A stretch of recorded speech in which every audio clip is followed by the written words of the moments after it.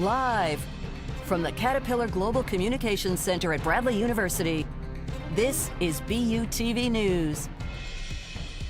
Good evening and welcome to BUTV News. I'm Delaney Giles. And I'm Jake Buds. Let's take a look at the news. The senior capstone and PR campaign Pop the Bubble seeks to take students beyond the limitations of campus. Their PR agency Flora acted on this goal last Friday, partnering with the Peoria Riverfront Museum and showcasing the local business to students. The museum opened its doors exclusively to Bradley, giving those in attendance access to all of their exhibits, a planetarium show, and a screening of the 80s classic 16 Candles. Concessions were open, but partners 430 Scones and CXT Roasting Company provided free scones and coffee for nearly 50 guests who attended the event. This turnout exceeded the agency's expectations of 15 to 30 attendees, and executive member Nicole Kelly especially appreciates the enthusiasm of their business partners who have supported them in their mission to connect students with their greater community. Obviously, it was a team effort of my PR agency, Flora, which was Charlene, Tulin, Jeannie, and I, and our partnership with the Riverfront, because they wanted to welcome Bradley students here, and their eagerness and their excitement for Bradley students is what made this event possible. Flora is still working towards their goals this semester with another event showcasing local businesses. To keep up to date on that and other information regarding Flora and their campaign, visit bradley.bubble on Instagram and stay up to date on how to pop the bubble. Today was Bradley's Day of Giving. Day of Giving is as it sounds, a day full of donations and raising money for the university. This year, donors were able to raise money for specific areas on campus, such as equipment for media production students and the Internship Fund Award. What is interesting about this year is that for all gifts $10 or more will be matched with $100, and for all first-time donors will receive a $200 match. Students were able to stop in the Student Center to write thank you cards for the donors from 9 to 5. Along with writing thank you notes, students were able to play games, get snacks, win prizes, and donate themselves because if you donate $10 or more, you can earn a pair of Kaboom socks. Per requirements of the Bachelor of Music degree, this past Saturday, music composition major Xavier Chapman showcased several of their self-composed pieces. Chapman has been working on their compositions with Bradley since their sophomore year and has also been a long-standing member of the Bradley Chorale. Thus, the recital not only highlighted 8 of Chapman's original compositions, but showcased 2 lyrical covers, including Worst Pies in London for the musical Sweeney Todd. Furthermore, of Chapman's original compositions, they have had the fortune of working on soundtracks of 2 video game designs for the IM department's Fuse event. However, as a composition major, Chapman does not perform all songs showcased at the recital, instead using recordings as well as relying on performances from others, such as George on flute and Carlos Lalonde on piano. For aiding in Chapman's success, they want to thank IM's David Abzug, who also believed in them and their music, and Dr. Lindsay Lambrecht for fostering their creativity and talent. A senior PR capstone helped to show off April as Sexual Assault Awareness Month with an event on April 1st. Our very own Jake Buds was on the scene.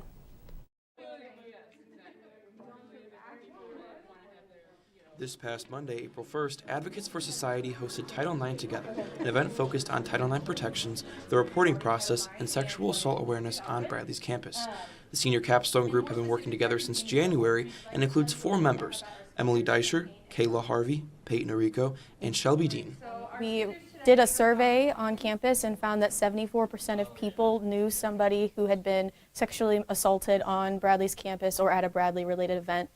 So we wanted to create something that would start a conversation about an important topic, as well as create a safer environment on campus and educate students on the different resources that Bradley and the Center for Prevention of Abuse offers. The event hosted 2 speakers, including Jessica Spellman from the Center of Prevention of Abuse here in Peoria, as well as Jocelyn Watkins, Bradley's on-campus Title IX coordinator, both of which gave presentations on what their organizations specialize in. With the guidance and partnership of both of these offices, Advocates for Society hopes that through their work, they can better inform students on their Title IX rights and push for a more comprehensible reporting process. We've also been working closely with the Title IX office to update the different resources, such as the student handbook that they offer. We can't really change any of the content, but we can change the language that's used, because we noticed that some of it wasn't very victim friendly. And so just changing some of that language, as well as just creating a place for all of those those resources to exist so that there's an easier access to them for students. A variety of activities and snacks were offered for students, including a candy bar, cookie assortment, mocktails, coloring sheets, and many more. The campaign worked closely with Smith & Co. Studios, a woman-owned business that hosts a plethora of cosmetic artists specializing in a range of practices, from microblading and Botox to permanent jewelry and piercings. In support of the event, the business offered 50% off permanent jewelry, as well as a voucher for $25 off your next piercing appointment. But they've been really great because the owner is actually a woman and she was in a sorority, and we are focusing on sorority women with this campaign. And so it was really something that she related to, and she was really excited to be involved in this. For more information on Advocates for Society and any of their upcoming events, you can follow them on Instagram at Advocates for Society. For BUTV News, I'm Jake Buds.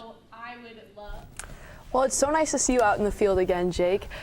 But coming up next is a look outside at the weather from inside the studio with Rachel Hobbs. Not only that, but we get to catch up on all the celebrity drama with Cassie Maxwell.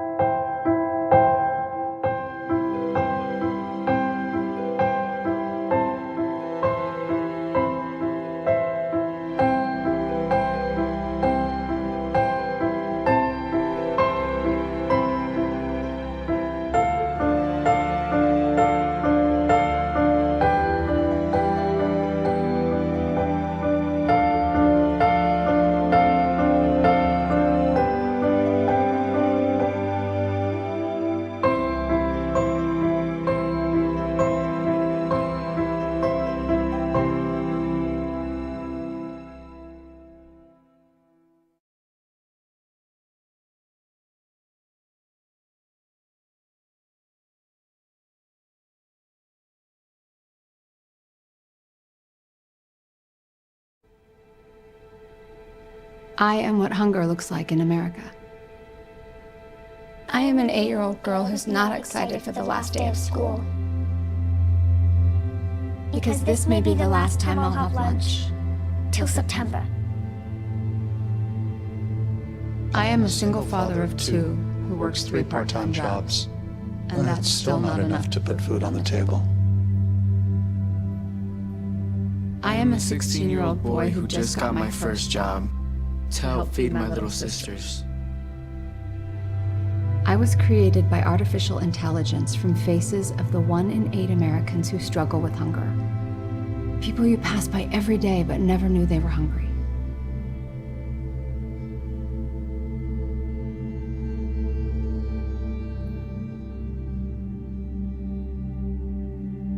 Feeding America, 200 food banks strong.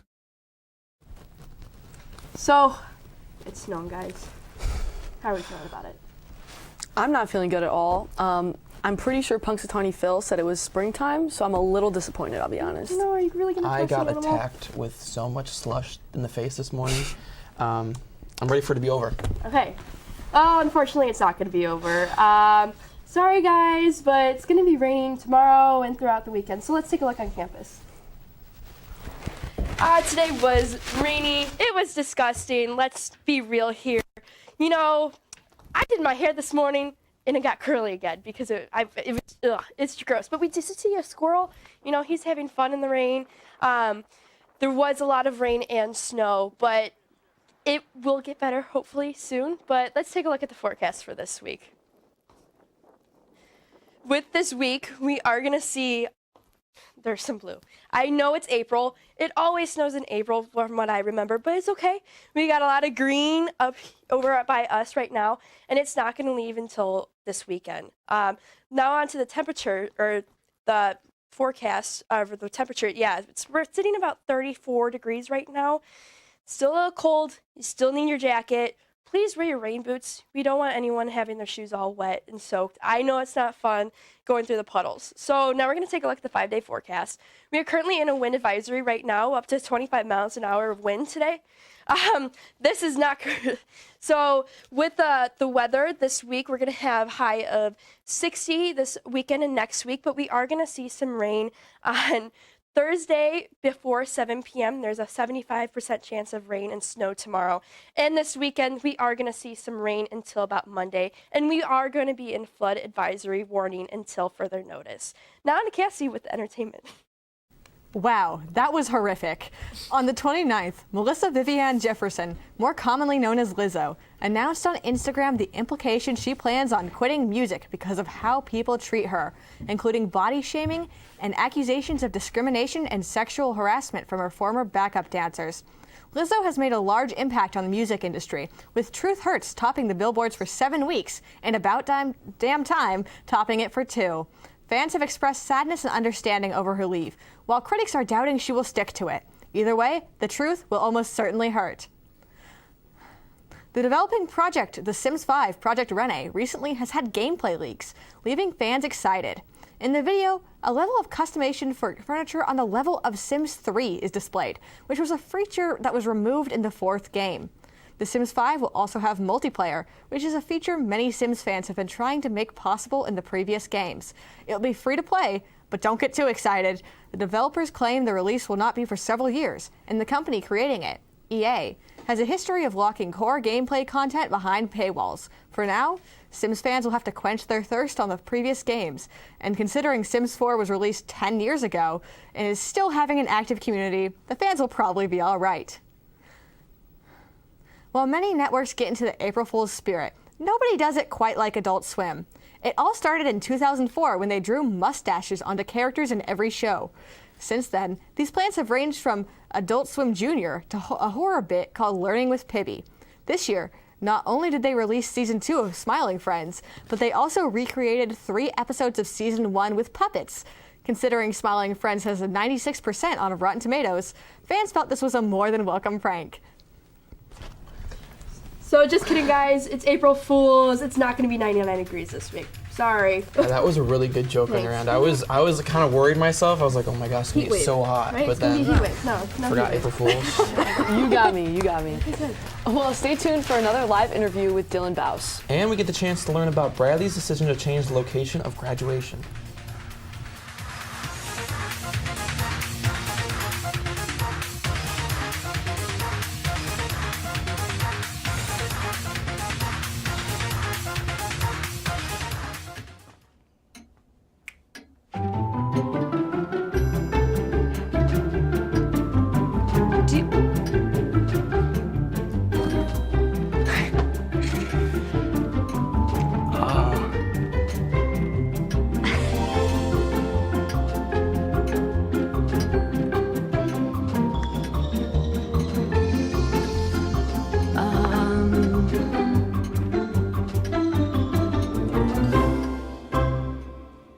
Listen, you're my friend. I noticed you haven't really been yourself recently. Yeah, I feel like something's up. How are you? Are you okay? Is there anything you want to talk about? I just want to know how you're feeling. And listen, even if you don't know what to say, I'm here to talk. No matter what you're going through, I just want you to know I'm here. I've got your back. When you want to talk, I'm here.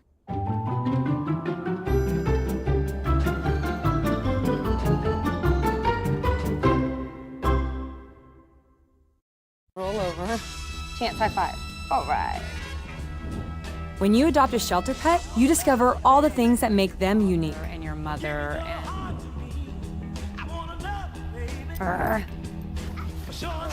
I am totally a hat person. Right, guys? Thanks for being honest. They're a little bit of a lot of things, but they're all pure love. Adopt pure love at theshelterpetproject.org.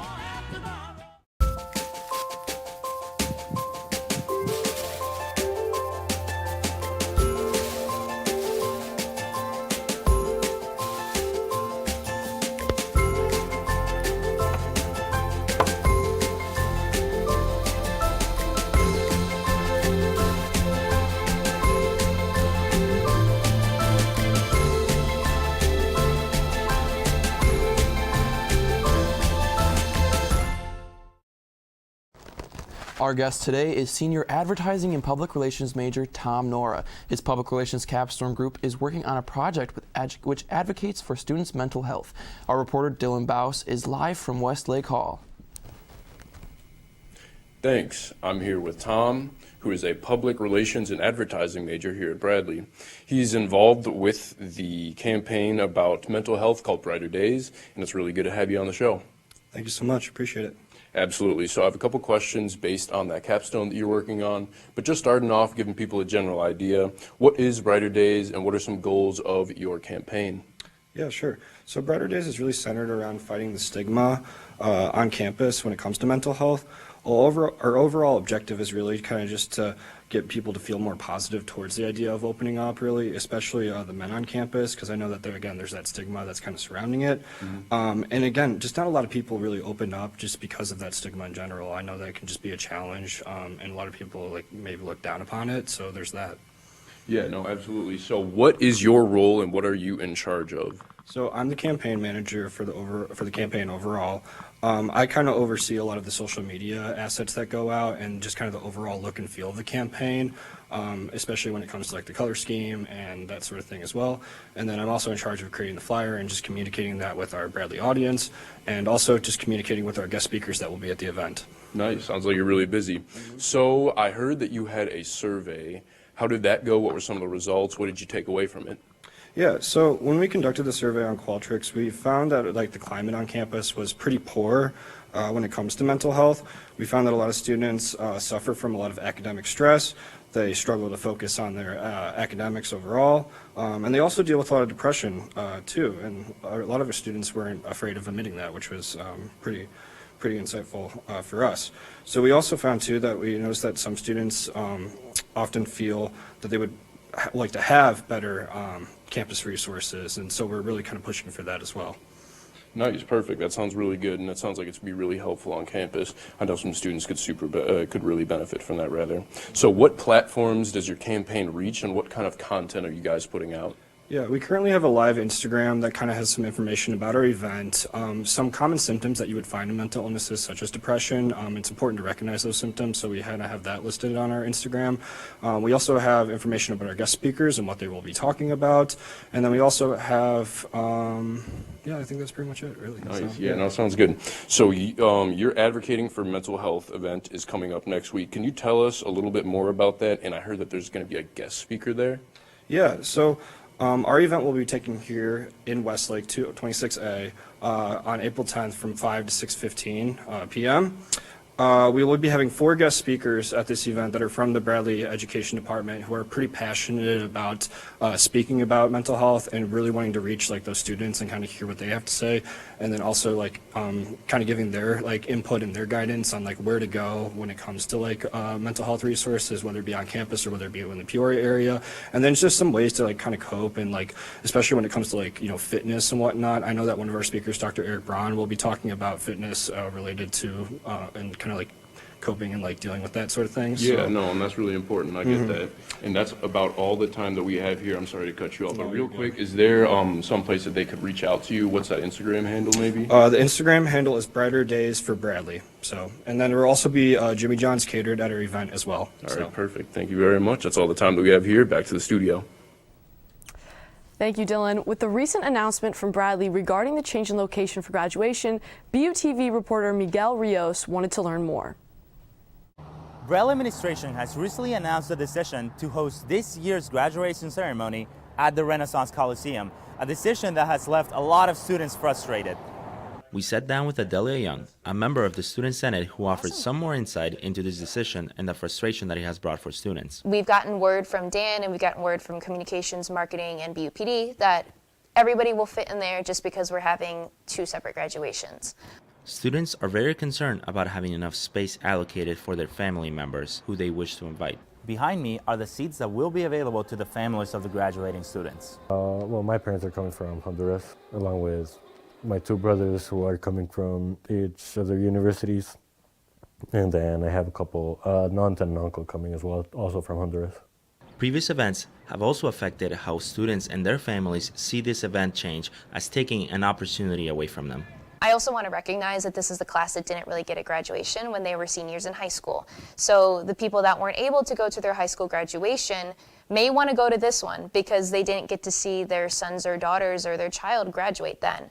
Which creates other issues when students want to attend their friend's graduation and having enough space without stealing someone else's spot. So a lot of the friends that I have that are graduating are very upset that they might not be able to see their friends graduate. Again, there's a possibility that, yes, there are a few seats left that students can go in and watch a separate graduation, but in the instance that it's not, they won't be able to. Yeah, I would like for the administration to arrange a graduation for us at the Civic Center just because it means so much more.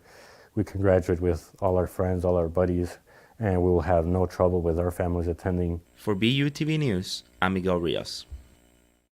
Coming up is sports with Harvey Newcomb. Plus a wonderful music performance.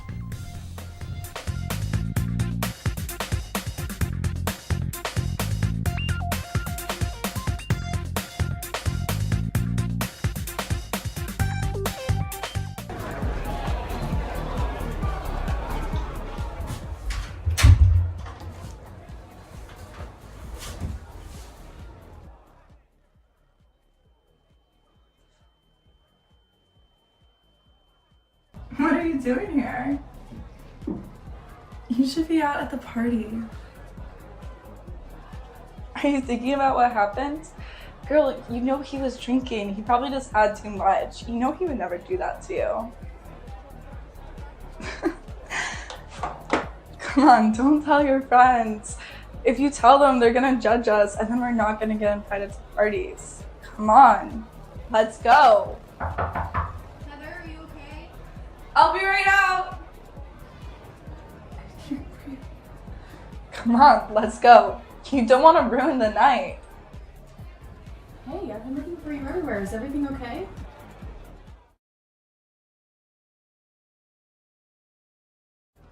I don't think so. Can we talk?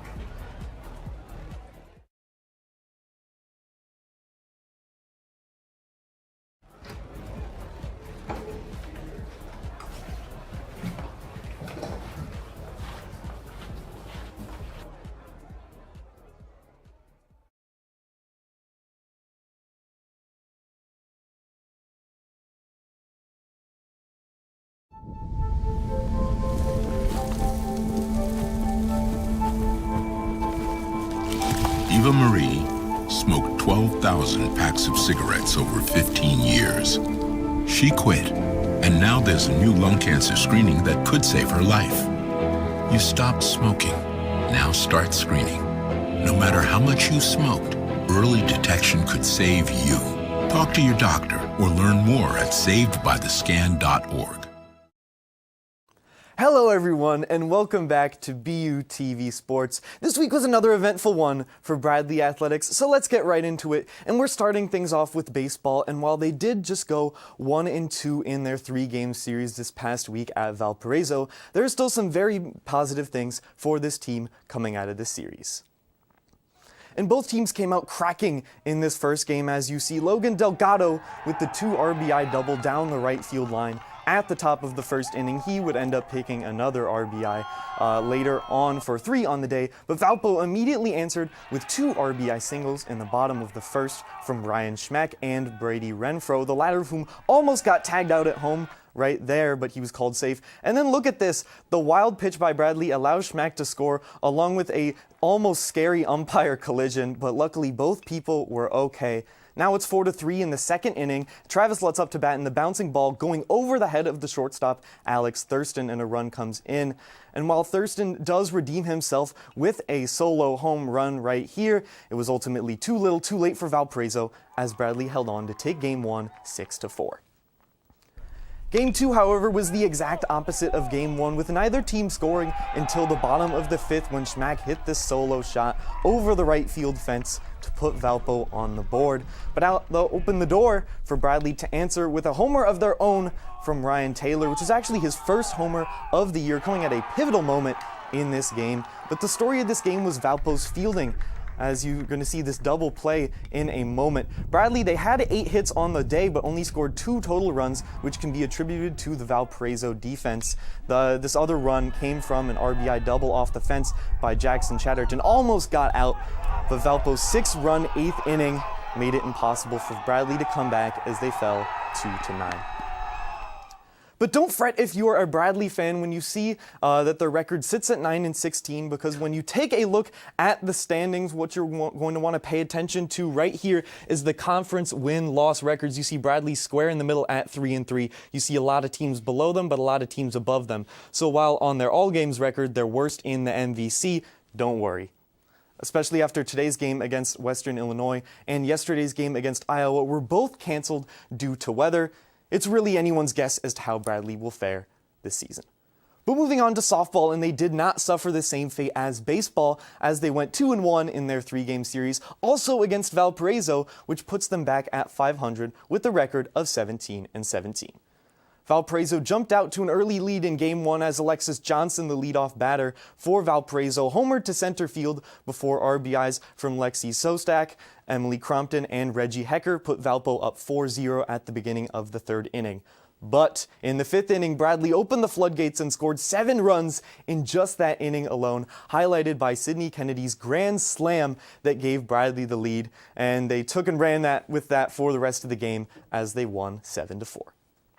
Game 2 saw much less offense from both squads as the game went to extra innings, with Bradley eventually breaking the tie in the 10th inning, with Tori Meyer sending 3 runners home with a clutch double that Valpo was unable to come back from. The most interesting thing to come out of this game, however, was another amazing pitching performance from Sydney Kennedy. Through 7 innings, she allowed 0 hits, meaning that if the game had not gone to extra innings and ended right there, she would have had a no-hitter on back-to-back Saturdays. However, Bradley didn't provide Kennedy any run support until extra innings, and unfortunately for her, she gave up just 1 hit to Valpo in the 8th inning. But regardless of what was said on the stat sheet or the record books, both her teammates and her fans are more than aware of what she's been able to accomplish this season. To end the show, we will be taking a look at the week ahead on campus.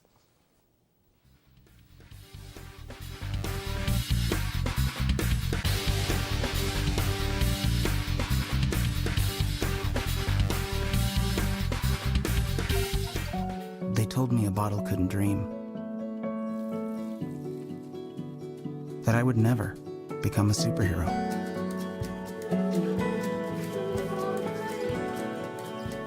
But I learned how to fly. Just to come back in a new disguise. And be the hero that I've always wanted to be.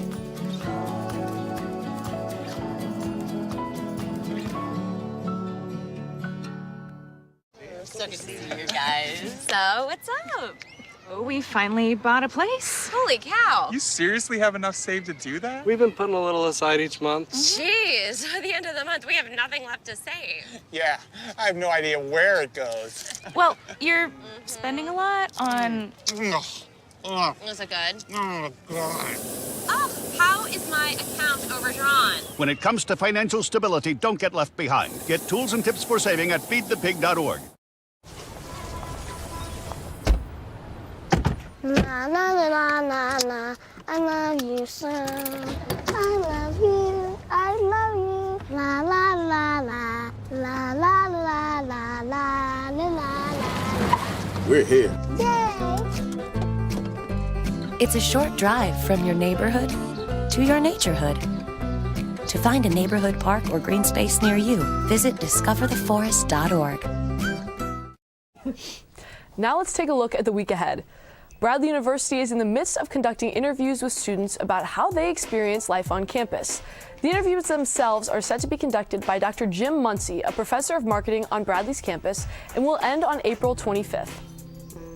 So you think you can plank? If so, join Orchesys on April 4th at 8 p.m. for their planking competition. Whoever wins will be gifted a $25 gift card, bragging rights, and be crowned the Golden Planker. Well, that's it for BUTV News this week. I'm Delaney Giles. I'm Harvey Newcomb. I'm Cassie Maxwell. I'm Rachel Hobbs. And I'm Jake Buds. We leave you tonight with a performance from Emma Anastasia. Have a great night.